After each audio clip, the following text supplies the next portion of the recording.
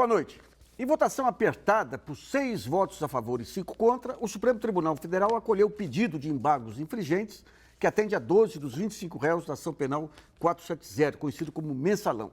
A decisão abre a possibilidade de revisão de algumas das penas, daqueles casos que receberam pelo menos 4 votos contrários. Estão nessa condição, entre outros, o ex-ministro da Casa Civil, José Dirceu, o ex-tesoureiro do PT, Delúbio Soares, os deputados José Genuíno e João Paulo Cunha, e o empresário Marcos Valério Fernandes de Souza. O programa Brasilianas.org de hoje discute a reabertura do julgamento do mensalão. Que mudanças podem acontecer nas sentenças dadas aos réus? No final de tudo isso, os precedentes do julgamento serão positivos ou negativos para o sistema judiciário brasileiro? Para responder a essas e outras questões, convidamos o especialista em Direito Constitucional e professor da PUC de São Paulo, Pedro Serrano, o especialista em Direito Penal da Universidade Estadual do Rio de Janeiro, Davi Tangerino, e no Estúdio do Rio, o especialista em Direito Público e professor da Fundação Getúlio Vargas, Direito, Rio, o Ivar Hartmann. E também contamos com a colaboração da jornalista Priscila Kersh, que irá selecionar as perguntas que você pode encaminhar pelo portal www.brasilianas.org. Nesse primeiro bloco, vamos falar das mudanças que eventualmente poderão acontecer nos resultados das sentenças dadas aos réus com essa aprovação dos embargos infringentes. Eu queria primeiro perguntar ao Davi Tangerino, que é professor de Direito Penal, o que muda, porque tem um caso específico que é a formação de quadrilha, que pode ser... Qual o espaço para mudanças que se tem aí? Pois fundamentalmente a discussão se houve realmente uma formação de quadrilha, né? Existe um desafio teórico aqui que é separar o seguinte: existe um crime autônomo de associar-se 3 ou mais pessoas para cometer crimes, e uma notícia histórica aqui que esse delito foi criado lá atrás para o cangaço, né? Era o Lampião que era o problema. Você tinha um grupo organizado e a simples existência daquele grupo causava um desassossego na sociedade. É claro que o direito tem que se atualizar, esse tipo penal ficou dormindo lá no Código, mas uma outra figura diferente é, se nós 4 nos reunimos para fazer alguns crimes, isso é a mesma coisa que quadrilha? Né? Esse é o debate jurídico importante no Supremo agora. Desde 2007, na época do recebimento da denúncia, já havia vozes dizendo que não.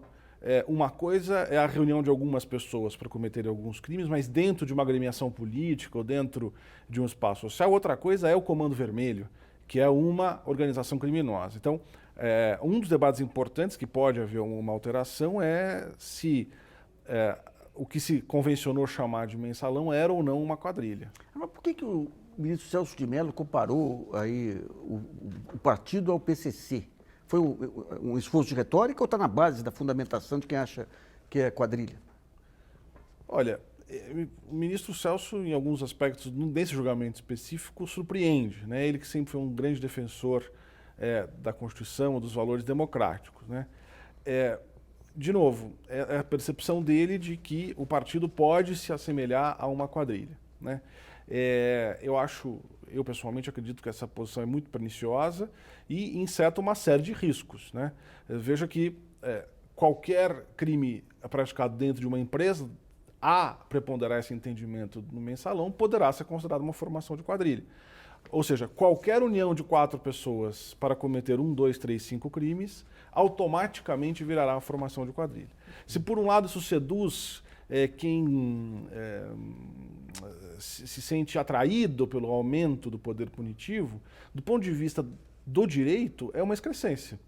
O direito penal existe único, então, somente, qualquer manual de direito penal vai dizer isso, para proteger alguns bens jurídicos, alguns valores importantes da vida, né? Qual é o bem jurídico especialmente afetado pela reunião de 4 pessoas? Se nós não encontrarmos um bem jurídico, então esse crime não pode subsistir.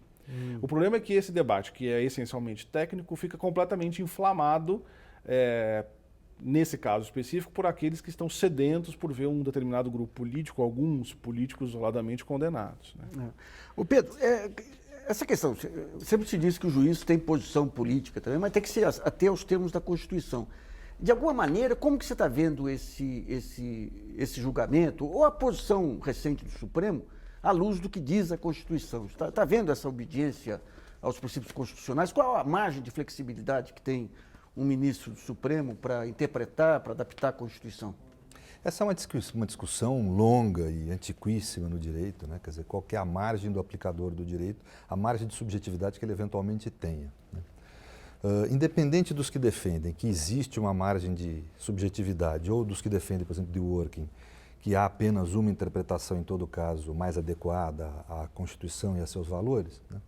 Independente disso, a realidade é que nenhum de nós aqui criou a linguagem que usa. Ninguém nasceu chamando esse objeto que você está sentado de elefante. Se fizer isso, não vai ser entendido no processo comunicativo. Nós aprendemos o significado das coisas quando nós nascemos. Nós não saímos no mundo dando significado às coisas, né? Ou seja, isso significa dizer que a linguagem tem um significado, uma dimensão objetiva, que vai além de nós. O intérprete, quando interpreta o direito, tudo bem, ele pode até se considerar alguns autores que têm uma certa margem de subjetividade, mas ninguém pode desconhecer que tem uma margem objetiva. Eu acho que em alguns momentos o Supremo Tribunal Federal foi contra essa margem objetiva da Constituição, por várias razões que a gente pode aprofundar aqui. Mas eu acho que em alguns momentos, por exemplo, quando decidiu que compete ao Supremo caçar mandado de parlamentar. A Constituição é taxativa, clara, específica, dizendo que cabe ao Parlamento. Se isso é certo ou errado, o juízo de certo ou errado do que determina a Constituição não cabe ao Supremo, cabe a uma emenda constitucional, ao próprio Parlamento. Então ali houve, a meu ver, não apenas um desrespeito à Constituição, como uma invasão da competência do Congresso. Então esse tipo de situação houve, né? Quer dizer, existiu. Ou seja, a dimensão que a gente pode ter como objetiva do texto constitucional foi desrespeitada. Ivan, eu queria ver com você o seguinte, no meio dessa discussão da P 470, o ministro Marco Aurélio, o próprio ministro Gilmar Mendes, fez um chamamento para que os ministros tivessem sensibilidade para o som que vinha das ruas aí. Qual que é... Por outro lado, tem outros que acham que o papel do juiz é desconsiderar qualquer forma de pressão externa, inclusive a voz das ruas, aí, o clamor da tuba e tudo mais aí. Como que você vê essa interação entre juízes e opinião pública? Bom, existe uma maneira de colocar essa possibilidade de interação que é preto e branco, 880. Ou ouve e cumpre e obedece, ou se faz de surdo. Eu acredito que existe alguma coisa no meio. Existe, na verdade, várias possibilidades aí no meio. E uma dessas possibilidades, uma dessas alternativas é justamente o que o Supremo tem adotado. Quer dizer, o que está aí no meio é ouve, está consciente do que a população está manifestando especificamente sobre corrupção ou especificamente sobre um determinado caso, porém não obedece, não toma isso como um critério para o mérito da sua decisão. Então, o Supremo deu demonstrações reiteradamente de que está ouvindo, de que sabe o que a população está falando, sabe o que a mídia está falando, respondeu a considerações feitas pela mídia, porém, nunca se deixou pautar no sentido de nunca decidiu como decidiu somente porque a população ou a mídia estava manifestando determinada opinião de decidir ou não decidir. Então, o exemplo mais claro disso é o próprio resultado do julgamento e a duração. A opinião pública, as pessoas em redes sociais sempre foram majoritariamente por uma condenação sumária, e o Supremo demorou 4 meses para julgar. E agora, quando julgou sobre os embargos infringentes, também, novamente, o Supremo foi contra aquilo que era a opinião majoritária nas redes sociais e nas ruas. Tá. Davi, o que você achou daquela decisão do ministro Marco Aurélio de Mello, no dia do julgamento do voto do ministro Celso de Mello, publicar um artigo pressionando, e mesmo antes, aquela decisão do ministro Joaquim Barbosa, de não permitir o voto do Celso de Mello, aguardando que a pressão externa pudesse eventualmente fazê-lo mudar de opinião. Eu estou dizendo não só do ponto de vista da sua opinião pessoal, mas o que dizem os regulamentos, os estatutos aí em relação a esse tipo de medida? Olha, a lei orgânica da magistratura recomenda que os magistrados só falem nos autos, né? Houve, já tem uns 10 anos, o que se tentou passar a chamada lei chamada lei da mordaça, em que isso não pudesse falar. O ministro César Peluso explicitamente dizia isso, o juiz fala nos autos, Peluso não era um sujeito dado a muita relação com a mídia. Eu acho que é sintomático o que o ministro Marco Aurélio faz, né? O Supremo Tribunal Federal hoje, infelizmente, virou um reality show, né? Se por um lado a TV Justiça democratizou o acesso sobre o que se faz na corte, de outro lado, capas de revista, fotos do Joaquim Barbosa como Batman, o Salvador da Nação, o Lewandowski como inimigo, isso tudo virou um grande jogo, né? A par de qualquer análise sociológica, qualquer ministro, qualquer um deles que vá no dia do julgamento jogar pressão sobre o outro, mina a própria instituição. Hoje hoje será ele atacando pedra, amanhã ele será a vidraça, né? A ninguém interessa um Supremo Tribunal Federal amedrontado pela mídia, amedrontado por quem quer que seja, por qualquer pressão popular, né? Um leitor trouxe aí o Estatuto da Magistratura, e onde tem um ponto lá que veda expressamente que um juiz se vale de artigos ou tudo para tentar pressionar, durante a votação, outro juiz. Qual que é o poder desse Estatuto da Magistratura sobre, digamos, uma decisão dessa, uma iniciativa dessa do Marco Aurélio? Pois é, o problema é que quando se está no Supremo, quem vai impor alguma coisa ali dentro? Quem vai objetar, né? Quem é o poder sobre este poder? Um dos grandes perigos, me parece, é que o Supremo hoje se arroga a reserva moral do Brasil, né? Isso é um problema muito grande. Então, quando ele quer caçar mandato, no fundo ele está dizendo o seguinte: o Congresso é uma balbúrdia, então eu preciso caçar aqui dentro. Mas que modelo político é esse? Nós não elegemos 11 ministros para cuidar da nação, né? Então, o sistema de freios e contrapeso, e eu estou aqui entrando na seara do Pedro, me parece exagerado em alguns momentos. Então, daí eu queria ver com o Pedro, então, de que maneira que se estabelece um freio e contrapeso, por exemplo, a atuação do Supremo quando ele extrapola os seus limites constitucionais?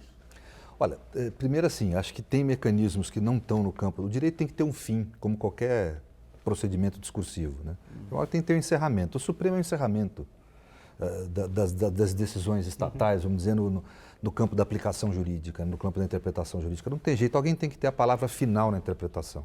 Então, essa palavra é do Supremo. No conteúdo dessa palavra, não há quem possa ingressar.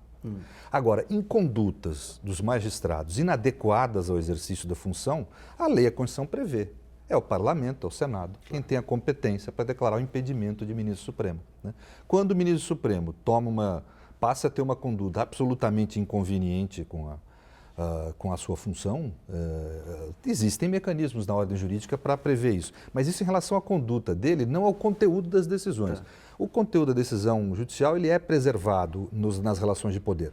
O que deve haver na sociedade, Nassif, que a gente está tendo muita dificuldade no Brasil, é estabelecer mecanismos públicos da comunidade jurídica e dos veículos de comunicação criticarem o conteúdo das decisões. A decisão judicial é para ser cumprida, mas é para ser criticada também. As universidades, a comunidade jurídica tem que ir a público estabelecer uma crítica de conteúdo. No Brasil hoje, eu acho que você sabe disso, há um clima de fla-flu em qualquer debate público, né, que traz o ódio como conteúdo das discussões e não os argumentos, acaba impedindo a realização disso, que seria muito proveitoso para a nossa democracia. Eu acho que, na medida em que se começa, por exemplo, a mudança de postura da mídia nesse caso do Mensalão, eu discordo um pouco do Ivar, né? Eu acho que quando começou o julgamento, todo mundo sabia que o juiz que ousasse decidir em favor dos réus seria pendurado em praça pública, seria criticado, como foi o ministro Lewandowski. Isso. Foi vilipendiado na mídia. Sofreu agressões de um nível que o juiz não está sujeito. O juiz não é artista de cinema, nem juiz é político. Não fez uma opção de vida para ficar aguentando esse tipo de coisa que o ministro Lewandowski teve que aguentar, né? E aquilo é um exemplo do que ocorreria com qualquer juiz que resolvesse decidir em favor dos réus. Esse clima foi mudando. Mudando por quê? Porque na comunidade jurídica começou a haver crítica. Começou um aqui, outro ali, episodicamente fala, não, calma aí, e a presunção de inocência? Calma aí, a postura da mídia em relação, que tem que ter limite, né? Quer dizer, em suma, esse tipo de crítica foi reformulando, foi criando espaços na opinião pública. Então, eu acho que esse tipo de crítica é extremamente proveitoso, né? Nós temos que ter claro que juiz no Brasil, se a gente quer uma democracia sólida, não pode se exigir dele que ele seja um herói. Não adianta querer que ele seja infensa a opinião pública ao ponto de ser um herói, né? Vai no supermercado, no restaurante, gospe no bife dele, né? Não dá para se prever isso. A democracia a gente tem que encontrar mecanismos mais racionais de debate, mais racionais de diálogo e temos que preservar a figura do juiz. É isso. Ivar, aí está essa questão da própria manifestação das redes sociais. Em qualquer, eu estou dizendo a condição de jornalista, eu lancei um livro em 2002, até tinha um prefácio do ministro Marco Aurélio aí, mostrando como que esse movimento de manada, quer dizer, o populacho, a manada, você apresenta qualquer coisa de vingança e tudo, Pode ser mídia social, pode ser a mídia convencional, o leitor vai atrás, ele gosta de sangue efetivamente. Né? Mas quando a gente vê as pesquisas de opinião aí, saiu uma recentemente aí, 57% aí dos entrevistados não tinham ideia do que... O que representa esse clamor da mídia, digamos, da opinião pública? Não ficou muito restrita dentro de um plano maior de rede social? De que maneira que você separa o que é movimento de manada do que é realmente daquele desejo de justiça mesmo, sem vingança? Bom, isso é de fato muito complicado. E o mais complicado ainda é que quem vai fazer essa separação provavelmente vai estar influenciado pelos próprios valores e pelas próprias opiniões de o que é certo, o que é errado, e aí provavelmente vai classificar como, né, movimento de manada aquilo que não está de acordo com a sua opinião, e aquilo que está de acordo com a sua opinião, manifestação em rede social que está de acordo com a sua opinião, provavelmente essa pessoa, esse grupo de pessoas vai classificar como não, isso sim é de fato resultado de pensamento, de raciocínio sobre o assunto. Acho que nós temos que fazer uma diferença entre aquilo que cidadãos comuns manifestam e afirmam nas redes sociais e aqui o papel ou aquilo que o discurso, ou aquilo que fala, aquilo que noticia a mídia. As pessoas, os brasileiros nas redes sociais, na sua grande maioria, maciça maioria, não estão recebendo, não tem interesse financeiro em dizer A ou B e não tem interesse financeiro em serem mais ouvidos e serem mais multiplicados. Essas pessoas estão manifestando apenas a sua opinião. Esse não é o caso da mídia. Então, no caso da mídia, há sim um interesse financeiro em atrair certos públicos, ser multiplicada e ser ouvida e continuar sendo ouvida, continuar sendo lida. Então, acho que essa é uma diferença muito clara. Então, especificamente quanto a redes sociais, esse movimento de manada, eu acho que nós também temos que ter cuidado para não subestimar a capacidade de raciocínio ou de conhecimento sobre o que está acontecendo, até em razão do que a própria mídia noticia, mas pela própria TV Justiça, quer dizer, sem filtro qualquer por parte da mídia, pela própria TV Justiça, a capacidade que o cidadão comum tem de ter uma mínima noção sobre o que está acontecendo e não necessariamente ser, né, um bobo da corte que segue qualquer sentimento de manada. Iva, quando teve o caso Escola Base, a mídia definiu um conjunto de informações seletivas lá. As pesquisas internas da Folha davam 80% de aprovação dos leitores, a prisão dos japoneses e a penalização, considerando já liminarmente como culpados. Quer dizer, para ter esse discernimento que você fala para evitar o efeito manada, você teria que ter um mercado de opinião competitivo. Um mercado em que todas as partes conseguissem expor a sua opinião e as suas informações de uma maneira isonômica e o leitor, na outra ponta, para ele ser racional, ele ter acesso a todo esse conjunto de informações. Você acha que o mercado de opinião brasileiro hoje é isonômico para permitir que todas as informações cheguem aos leitores? Eles têm, eu digo a massa, suficiente discernimento para... Porque está me parecendo que aí você tem a mão do mercado, a mão livre do mercado, no mercado de opinião também. E nós sabemos que em mercados oligopolizados você não tem essa isonomia. Né? De que maneira que você vê esse desequilíbrio das informações? Você tem um campo que criminaliza e o outro que não criminaliza e não é hegemônico. Né? De que maneira estabelecer o equilíbrio para o leitor poder ter o discernimento adequado? A grande característica das redes sociais é que não impera mais esse monopólio que sempre imperou na mídia de massa. Quer dizer, esse monopólio não necessariamente se reproduz, ou pelo menos não, com certeza não na mesma forma que existe na mídia de massa. Então, primeiro, o monopólio está quebrado. Se ainda hoje, mesmo numa rede social, um meio de imprensa, um veículo de imprensa ainda atrai mais seguidores ou é mais multiplicado, isso ainda é uma consequência natural do fato de os meios de comunicação em massa ainda terem uma influência grande na internet e fora dela. Mas nós podemos perceber um contínuo, quer dizer, uma evolução de uma diminuição desse monopólio da atenção e monopólio do direcionamento da atenção. E eu acho que isso é salutar, eu acho que nós precisamos da mídia, nós precisamos de uma imprensa livre, mas é bom que agora a imprensa e a mídia não sejam mais os únicos players, não sejam mais os únicos a direcionar a atenção. Agora, tem uma questão entre discernimento do cidadão comum e a quantidade de informação que ele recebe. Então, não há dúvida que a quantidade de informação que ele recebe ou acessa sobre determinado assunto, às vezes, pode ser dispar, pode ser diferenciado. Ele pode estar recebendo menos informações sobre um determinado processo e recebendo mais informações sobre um outro processo, sobre o mensalão, por exemplo.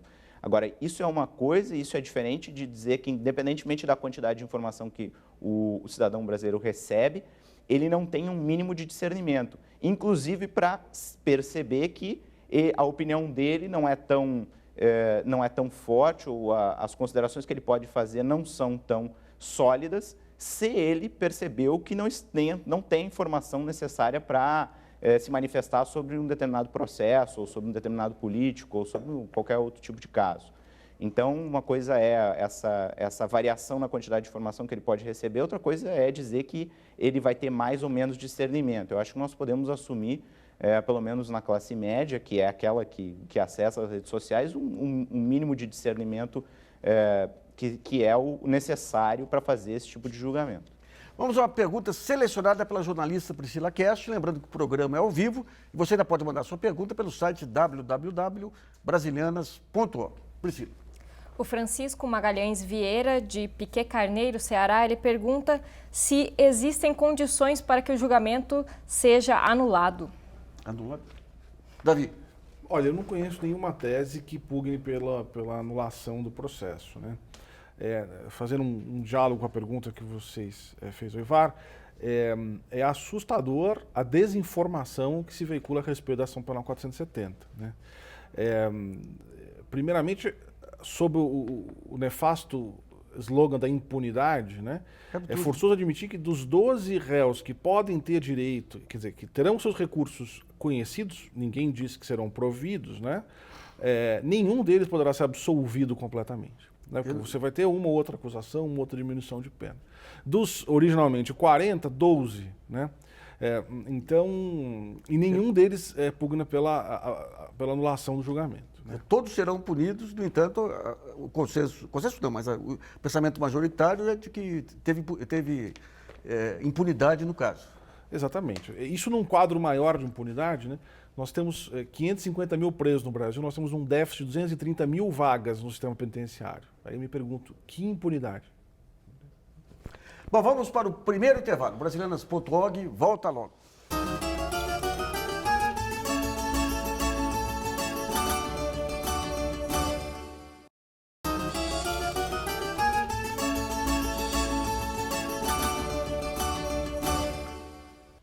Voltamos a apresentar o Brasilianas.org, que hoje discute o julgamento do mensalão. São nossos convidados o especialista em Direito Constitucional Pedro Serrano, o especialista em Direito Penal Davi Tangirino e, do Rio, o especialista em Direito Público Ivar Hartmann. Um dos pontos aqui que pegou nesse julgamento é essa questão da teoria do domínio do fato. Esse domingo aí na Folha de São Paulo, para Mônica Bergamo, o jurista, advogado Ives Gandra Martins, ele já tinha dado uma entrevista para o Jornal da Associação Comercial, ele investe contra um conjunto de decisões aí do Supremo, e o que chamou a atenção é que ele não tem nenhuma afinidade ideológica ou política com os réus aí. Vamos ver o que ele falou sobre o domínio do fato. Domínio do fato. O domínio do fato é novidade absoluta no Supremo. Nunca houve essa teoria. Foi inventada. Tiraram de um autor alemão, mas também na Alemanha ela não é aplicada. E foi com base nela que condenaram José Dirceu. Não houve algum exagero dele aí também? Porque você tem essa questão da autoria e coautoria. Qual que é a relação com a teoria do domínio do fato? Bom, em primeiro lugar, no direito penal brasileiro, se o sujeito é autor ou partícipe, muda pouco a vida dele. Porque a gente tem uma regra geral de imputação de autoria, que o autor e partícipe respondem pelo delito na medida de sua culpabilidade. Na Alemanha é diferente. Nem sempre o partícipe é punido. O que aconteceu num determinado momento histórico é que o professor de Munique, Klaus Roxin, talvez o maior penalista vivo, eles tinham um problema. Alguns delitos cometidos pelos nazistas eram punidos apenas para os autores e não puniam os partícipes. Você pegava o contador e não o presidente da empresa. Então o que Roxin faz? Né? Ele fala, bom, mas quando é o próprio Leviatã a cometer crime, nós não podemos usar as teorias comuns de autoria. Então ele desenvolve a teoria do domínio do fato, que é, então, a grande solução, a solução final não poderia nunca ter sido arquitetada sem o Hitler, certo? Mas essa é uma teoria que só pode ser, ela nasceu para ser aplicada no vácuo do Estado Democrático de Direito. Então, por exemplo, essa teoria foi corretamente aplicada no caso Fujimori. Quer dizer, corretamente aplicada, tem sempre uma margem de interpretação. Mas é para esse tipo de aparato, né? O que se fez no Brasil foi fenômeno jabuticaba, só tem aqui. Pegaram um nome bonito que convencesse a mídia, mas a verdade, e aí nesse ponto, de acordo com o Ives Gandra, era para substituir a falta de provas contra o Zé Dirceu. Né? Então, manipularam rasamente uma teoria que é um livro de 600 páginas, sob a autoria e participação do professor Roxin, para resolver o inconveniente de não ter nenhuma demonstração forte contra o Zé Dirceu. Mas, Pedro, essa questão da teoria do domínio do fato, o que os procuradores, em geral, os promotores dizem é o seguinte: sem a teoria do domínio do fato, você prende o contador e não prende o presidente da companhia. De que maneira que é possível responsabilizar o comandante e de que maneira também que a aplicação dessa teoria do domínio do fato traz insegurança jurídica para o âmbito das corporações? Olha, veja, primeiro que não é verdade isso que se alega, quer dizer, como bem falou Davi, quer dizer, no direito brasileiro, vamos dizer assim, a questão da coautoria, a diferença entre coautor e partícipes é tênue, é nada, né, praticamente, quer dizer, em termos, todo mundo vai ser punido aí. Agora, o que a teoria do domínio do fato não pode ser aplicada, como a meu ver foi pelo Supremo, é como uma forma de excluir a prova da culpabilidade.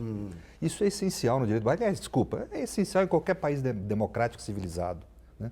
Você culpabilizar uma pessoa por um crime onde a culpa dele não está claramente provada, quer dizer, eu acho um equívoco. O que houve na sociedade foi, e que acabou refletindo no Supremo, e isso talvez seja um dos canais de comunicação que fala o IVAR entre opinião pública mais abalizada e Supremo. Você teve uma ponderação entre o valor da moralidade pública e o valor da presunção de inocência. Né? E esse sopesamento foi feito de forma inadequada, se suprimiu praticamente a presunção de inocência. O caso do ministro Zé Dirceu é típico, ele não há prova consistente para condená-lo. Isso é uma realidade. O professor Ives, que não tem nada de petista, nada de esquerda, essas coisas todas, colocou claramente algo que qualquer um, que eu creio que com o mínimo de isenção, salvo os ministros que decidiram, né, que não esteja sob pressão da mídia, né, uma pessoa vai olhar as provas que tem em relação ao ministro Zé Dirceu e vai sacar essa conclusão que eu cheguei. Quer dizer, ou seja, ela não cumpre requisitos mínimos, vamos dizer, de regras originárias do princípio da presunção de inocência para poder condená-lo. Isso traz uma insegurança imensa, porque vai bastar um caso estar na mídia, vai bastar um caso ter repercussão, etc., tal, que já põe a pessoa... Primeiro que é uma realidade da jurisdição brasileira. Um caso que está na mídia, ou que é observado pela comunidade, ele anda mais rápido. A investigação, ela tem mais atenção dos órgãos de investigação. Né?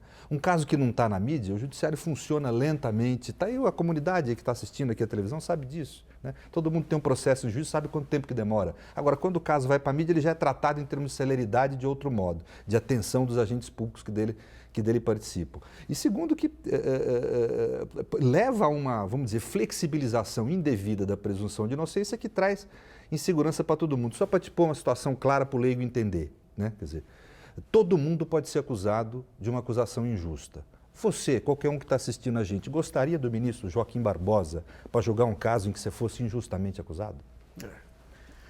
Iva, qual a sua opinião sobre essa questão da teoria do domínio do fato e essa questão de entender o julgamento, a maneira como foi desenvolvido, de entender como algo sistêmico na hora de fazer análise de culpabilidade? Eu acho que isso é um não problema. Como os colegas já disseram, no direito penal brasileiro, o partícipe ele pode ser punido. Já há previsão legal para que o partícipe seja punido. Então, são coisas diferentes. Uma coisa é uma teoria alemã sendo sobre como sustentar a punição de determinadas pessoas ou autores, ou seja autores, seja partícipes, que a lei não prevê devam ser punidas, que não tem necessidade de aplicação no Brasil, justamente porque o nosso Código Penal já prevê a punição de qualquer tipo de partícipe, com a avaliação que se faz sobre as provas. Então, o que se tem feito é olhar para as provas, se fazer a avaliação que é sempre individual e é sempre subjetiva, é necessariamente subjetiva, olhar para um conjunto de provas e dizer isso é suficiente para condenar, isso não é sempre subjetivo, não há saída disso. Os ministros exerceram a sua subjetividade e chegaram à conclusão que havia nas maiorias que foram formadas sobre condenação, chegaram à conclusão de que aquele conjunto de provas era suficiente, isso é uma avaliação subjetiva. Fizeram uma avaliação subjetiva e chegaram à conclusão de que aquilo era um conjunto de provas suficiente para condenar por aqueles crimes. Isso não tem nada a ver com a teoria do domínio do fato, porque com a aplicação ou não da teoria do domínio do fato na Alemanha, não há a exclusão da necessidade de prova.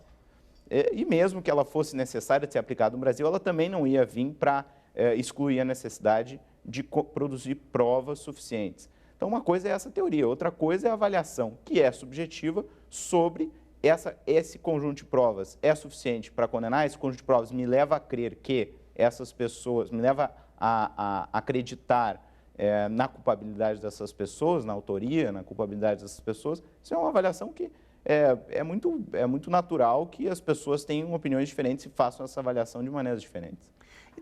Me permita só um gancho breve. A lógica do se não for assim não tem jeito, ela é muito perigosa. E a escolha do que não tem jeito é uma escolha política, né? Então, se não for assim, não pega o presidente da empresa. Não é verdade. Existem outras alternativas, não estou nem dizendo que sejam necessariamente mais democráticas, né? Mas como é que os Estados Unidos resolveram isso, por exemplo, né? Hoje, o delator que entregar um crime de uma empresa, que gerar uma multa bilionária, ele pode obter do próprio governo até 30% da multa que seria aplicada para aquela empresa. Então, veja só, uma solução que, em vez de retirar direitos do cidadão, cria possibilidades. No Brasil, a lógica é sempre essa. Não tem jeito, tira. Não tem jeito, intercepta. Não tem jeito, amanhã a gente vai estar justificando a tortura e outros modos de obtenção de prova. Só para explicar uma coisa, né, para aproveitar uma divergência aqui, o Pivar, para trazer algum tipo de divergência aqui. O que ele falou sobre a apreciação subjetiva das provas é o que hoje, no direito constitucional, nós questionamos, né? Esse princípio de que o juiz pondera as provas livremente ou subjetivamente. Nós achamos que isso nada mais é do que a tentativa de positivar uma visão neopositivista lógica do direito, em que vê que o aplicador do direito escolhe significados da forma que quiser. Isso, para mim, a gente questiona, isso é um novo decisionismo, no fundo, é algo que agride o Estado de Direito, dá esse poder para o juiz, né? Existem hoje teorias discursivas, teorias da argumentação, que, vamos dizer, trazem mecanismos e instrumentos técnicos para o juiz decidir, não de acordo com o que ele acha certo, subjetivamente, mas de acordo com o que a Constituição valora, com o que a Constituição põe como valor. Apreciar a prova não é algo totalmente subjetivo, não. Eu acho que é possível, sim, você reduzir a um termo de objetividade, em especial em casos como o do Zé Dirceu, onde não há prova alguma. Então, eu quero pegar um caso, só para entender. Todos os réus estão sendo defendidos por grandes advogados aí. Do ponto de vista, não sou especialista em direito, em mídia eu conheço um pouco. Quando a gente vê o caso Visanet, em que tentaram pegar o volume total da verba publicitária da Visanet como se fosse desvio, sendo que a gente via laudos mostrando que veículos receberam aquilo lá, patrocínios e tudo mais. E mesmo o sistema de decisão interno, a gente sabia que era colegiado e tudo mais, e mesmo o bônus de veiculação, que é algo que os veículos pagam pagam para as agências, você percebia que havia um não entendimento sobre como que funciona o sistema de publicidade. O que faz um advogado de defesa ante esse conjunto de informações? Isso aí, digamos, em geral, é algo que vem sem filtro para a mídia e eles têm mais provas lá internamente. De que maneira que você rebate uma informação dessa que pode estar incorreta? O Supremo, ele permite... Vou perguntar para o Ivar. O Supremo, ele permite essa... digamos, quando você cria um clima desse, há espaço para os advogados poderem demonstrar que esse sistema de bônus de veiculação não é algo específico, não é desvio de verba. Como é que você está vendo o direito de defesa, Ivar? O caminho natural é que os escritórios de advocacia têm à sua disposição peritos, podem contratar peritos e podem se informar, pedir pareceres, pedir consultorias com empresas especializadas em questões de contabilidade, em questões de economia, e com esse tipo de subsídio, com esse tipo de conjunto de informações e de avaliações sobre isso que está sendo alegado é possível, isso que está sendo alegado é impossível, esse laudo está sendo apresentado, né, a acusação, o Ministério Público está dizendo que esse laudo significa tal coisa, posso trazer uma perícia, eu posso trazer ao processo uma consultoria prestada por uma empresa especializada nesse ramo, dizendo que não, isso está errado. Então, isso é o que foi possibilitado aos advogados, em última análise aos réus nesse processo, assim como é possibilitado na média, né, na maioria dos processos. É claro que sempre existe o problema que, eu concordo na avaliação dos colegas, de que aqueles processos que têm mais atenção na mídia, naturalmente acabam correndo mais rápido e acabam tendo uma maior atenção também dos magistrados. O ideal seria que não fosse assim, o ideal seria que, né, todos os réus no Brasil pudessem ter tido, né, a atenção de 11 julgadores ao longo de 4 meses e depois ao longo de mais um mês. Esse seria o ideal. Nós não estamos, infelizmente, o direito brasileiro, especificamente o direito penal brasileiro, está longe do ideal. Mas existem essas possibilidades. Então, os réus tiveram essa possibilidade de falar sobre isso no processo, nas suas alegações e depois em sustentações orais. Bom, vamos a outra pergunta selecionada pela jornalista Priscila Kersh. O Fausto, de Campinas, São Paulo, pergunta se, com a aceitação dos embargos infringentes, o relator poderá acatar as provas da defesa ignoradas no julgamento anterior. Veja, o relator, devolvida a questão ao Supremo, o relator, salvo engano, o ministro Fux, né, vai reapresentar um voto, né, sobre aquele tema específico. Então, que é formação de quadrilha. Formação de quadrilha, por exemplo. O restante não tem nada. Não, apenas a matéria em que houve 4 votos absolutórios é que vai voltar à apreciação, né? Então, tudo leva a crer que o ministro Fux não vai mudar a opinião, enfim, que já teve, né? Até mais importante, por exemplo, fazendo uma ponte com o que se vinha falando há pouco, né? Houve uma vulgarização de uma série de conceitos no julgamento do mensalão. Um deles é o que é lavagem de dinheiro, né? Lavagem de dinheiro é um termo popular, todo mundo fala sobre lavagem, né? Que vem do Al Capone, porque lavava lá nas lounges lá, né? O Supremo vai ter que dizer se sacar dinheiro na boca do caixa, como já foi dito que é lavagem de dinheiro, é ou não é. Do ponto de vista técnico, é um absurdo considerar isso lavagem de dinheiro.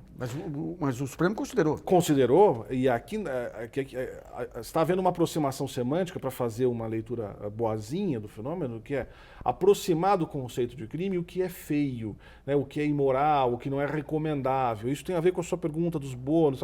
Isso parece esquisito, isso parece feio. Então, em nome de impor uma moralidade política, o Supremo baixou o estándar da legalidade. Né? E eu, até agora, não vejo a quem interessa isso em termos de nação. Mas aí que entra os freios de contrapeso. Como é que fica no final da história? Por exemplo, essa questão das verbas da Visanet salta.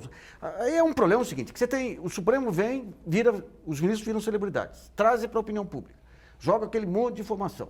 Quando você conversava no começo com os especialistas, falavam, não, eles devem estar muito bem fundamentados para falar o que falaram. Daí, à medida em que você vai decantando, tem um conjunto de dúvidas que vão surgindo, que não são respondidas, porque daí os ministros já têm aos autos. Se houver grandes erros clamorosos, de que maneira, Pedro, que se pode... não tem apelações, né? Bem, tem a revisão criminal, né, que é um mecanismo que o direito brasileiro prevê e acho que deve ser utilizado. O ruim é que ela não teria, talvez, efeito a tempo de coibir ou de evitar a prisão de alguém, etc. Tem também o recurso, que se fala muito às cortes internacionais de direitos humanos, mas nós temos que reconhecer que as cortes, o sistema internacional de proteção de direitos humanos ainda tem pouca eficácia, essa é a realidade. Ele tem poucos instrumentos de coagir um país aí condenado, que é o país que é condenado nesse tipo de processo, a adotar a decisão dele, né? Quer dizer, então eu acho que existe, o Brasil efetivamente é signatário de tratado, mas quando você desobedece um tratado, o que acontece? Quer dizer, infelizmente tem pouca repercussão prática, eu acho. Então, a realidade é o seguinte, a maior parte dessas penas que foram julgadas é jogo jogado, os embargos infringentes não vão colocar em rediscussão, a maior parte das condenações não vão colocar, né? Os réus vão ter que cumprir algum tipo de pena, seja em regime semiaberto, seja fechado, não vai ter jeito. Quer dizer, em suma, esse caso, em certa medida, ou em grande parte, ele já está resolvido. Não é o que a mídia colocou, que está reaberto o mensalão. Está reaberto nada, foi aceito embargos infringentes em relação a algumas decisões de mérito. Ponto. É isso. Vamos para mais um intervalo e Brasileiras.org volta já.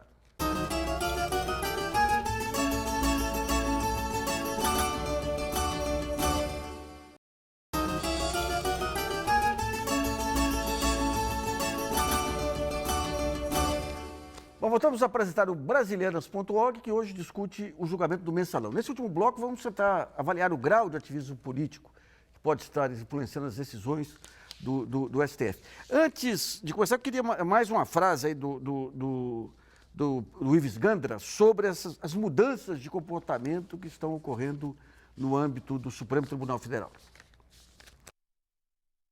Próprias mãos. O que nós temos que ter no processo democrático é o direito do acusado de se defender, ou a sociedade faria justiça pelas próprias mãos. O João Bosco Coelho da Costa, que é de Fortaleza, Ceará, ele coloca uma questão que o senador Álvaro Dias, do PSDB do Paraná, apresentou um projeto de lei no Senado acabando com o recurso dos chamados embargos infringentes. E ele pergunta se, caso esse projeto de lei for aprovado, o que vai acontecer com os embargos? Se eles seriam aceitos, já que apresentados no vigor do texto anterior, ou seriam rejeitados, ou seja, valeria a data da efetiva apreciação? Pedro. Não tenho dúvida, acho que ninguém aqui vai ter dúvida que, obviamente, continuaria valendo, a lei não pode retroagir em prejuízo do réu, né? Então, obviamente, isso valeria para os próximos casos no Supremo. Acho um atraso esse tipo de lei.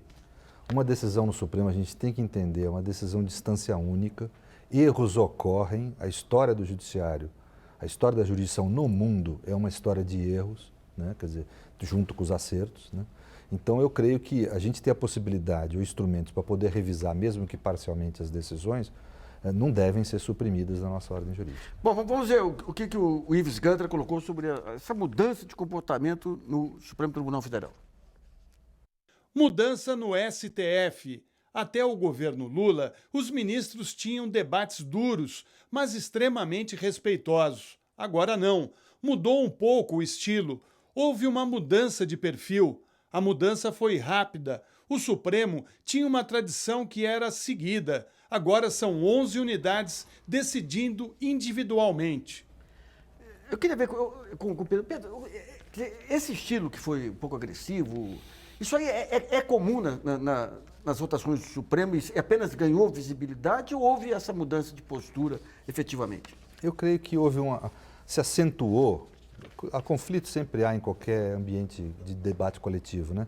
Mas acho que se acentuou por causa do excesso de exposição de mídia. Quer dizer, obviamente eu creio que as decisões de inconstitucionalidade, por exemplo, devem ser transmitidas, mas transmitir um julgamento penal acho um erro do nosso sistema, né? Então eu creio que se acentuou. Agora, um problema que as pessoas têm que entender é que na nossa profissão, nós operadores do direito, a cortesia não é apenas uma forma delicada de tratar outra pessoa. Nós somos a única profissão liberal em que tem um colega pago para desconstruir o nosso trabalho, né? Quer dizer, necessariamente. Isso obriga da gente, até para a gente ter uma certa salubridade de convivência, a cortesia vira uma regra intensa de comportamento. No caso do Supremo é mais que isso. Cortesia é um dever jurídico, né? Quando um ministro chega para o outro e fala que aquele ministro é advogado da parte, ele está acusando ele de um crime.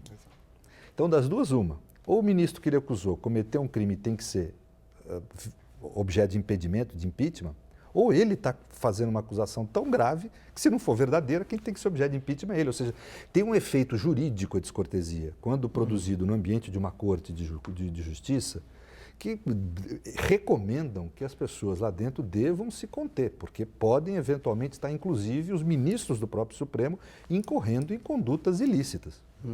Eu queria ver com o Iva, no Rio. Iva, essa questão da própria internet, as mudanças que ocorreram em processo de mídia, de uma maneira geral, está acabando com a sacralização de muitas áreas. Você tem essa questão das celebridades, essa visão mais popular, indo em todas as direções. Você acha que o Supremo, essas mudanças que ocorreram, significam um sinal de mudança de comportamento do Supremo, de um comportamento individual dos ministros, ou é um ponto fora da curva em função desse televisionamento do julgamento? Bom, é interessante que na própria pergunta aí nós temos algum indício já da resposta, né? A partir do momento em que na sua sabatina no Senado o atual ministro Luiz Roberto Barroso usou a expressão ponto fora da curva, É uma expressão que nunca foi comum no Brasil, especialmente para quem não entende de estatística, isso é uma expressão que vem de leitura de estatística. Essa expressão começou a ser usada com uma frequência muito grande nas mais diversas rodas de convivência e começou a aparecer cada vez mais na mídia também e nas redes sociais. Eu acho que nós estamos, sim, presenciando um momento de evolução, um momento de, talvez, transição em relação à atenção que a sociedade tem sobre o judiciário e, mais especificamente, sobre o Supremo. Então, tem essa questão, que é muito importante, de perder o aspecto do sacro, essa sacralização que sempre revestiu o judiciário e ainda mais as cortes superiores. Na verdade, tem alguns aspectos positivos, mas, no mais, são aspectos negativos. Quer dizer, se considerar os juízes de cortes superiores ou os juízes de maneira geral como pessoas que não atuam como seres humanos, pessoas que são máquinas ou que são entes diferenciados uma vez que vestem a toga, que não condiz com a realidade, são seres humanos, estão preenchendo um papel, estão desempenhando, estão no seu emprego. Então, paralelo com isso, nós temos uma exposição cada vez maior do judiciário e agora com o mensalão, inevitavelmente, do Supremo. Há 1 ano e meio, 2 anos atrás, se fosse feita uma pesquisa no Brasil perguntando qual é o nome do presidente do Supremo Tribunal Federal, tenho certeza que menos de 1% da população, talvez menos de 0,1% da população saberia a resposta. É possível que boa parte da população nem soubesse o que é o Supremo e nem soubesse quantos ministros tem no Supremo, que dirá saber quem é o presidente. Hoje já tem uma boa parte da população que talvez conseguiria se arriscar a listar a escalação, né, dos 11, quem são os 11 por nome. Não que todos os brasileiros consigam fazer isso, mas nós temos uma cada vez maior atenção do Brasil sobre o que está acontecendo no Supremo e sobre o que os ministros estão fazendo. Então, isso é sempre positivo. Nós estamos falando de um órgão que decide por último, que não pode ser corrigido e cujo processo de nomeação é político, não é por concurso. Então, tem que ter o máximo de transparência e tem que ter o máximo de atenção. Agora, eu concordo com os colegas que a contrapartida de os ministros se manifestarem sobre casos sobre os quais ainda vão decidir, isso é ilegal. A lei orgânica da magistratura se aplica a eles também. Um caso que eles poderão vir a julgar, ou mais ainda, um caso que está em andamento, eles com certeza não podem se manifestar e, pior ainda, fazem isso muitas vezes no anonimato. Então, eu queria ver com o Davi, essa questão da transparência, tem duas maneiras de se entender a transparência do Supremo.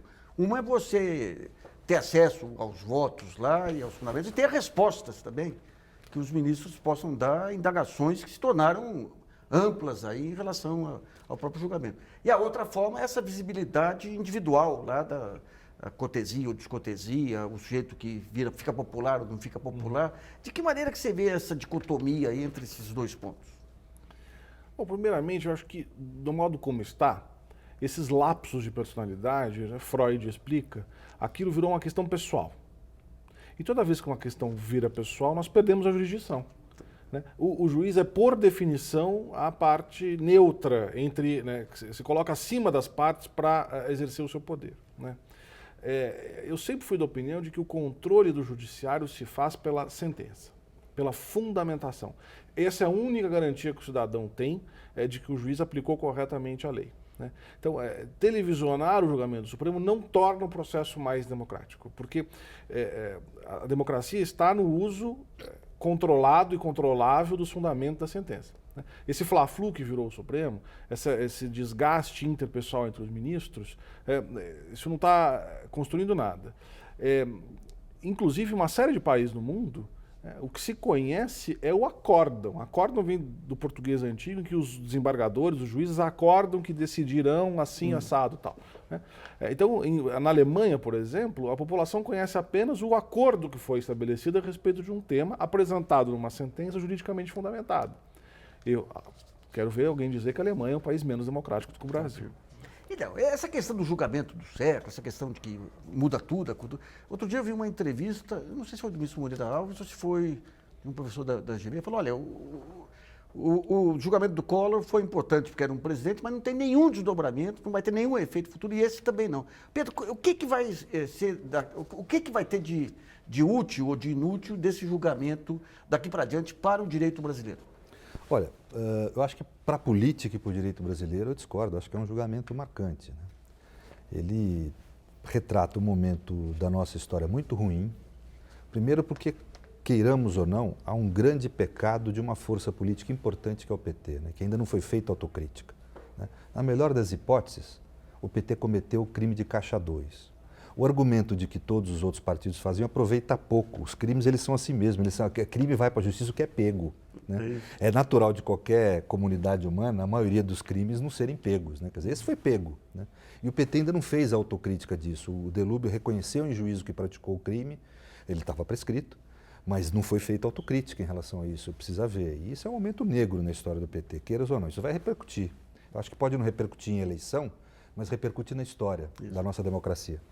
No campo do direito, eu espero que esse seja um julgamento em que a flexibilidade da presunção de inocência pare aí. Eu espero que não se reproduza, né? Tem gente que está pleiteando, não, é importante que se reproduza em outros casos. Eu acho que não. Acho que para a nossa democracia, para todos nós, é melhor que fique aí esse tipo de equívoco que houve.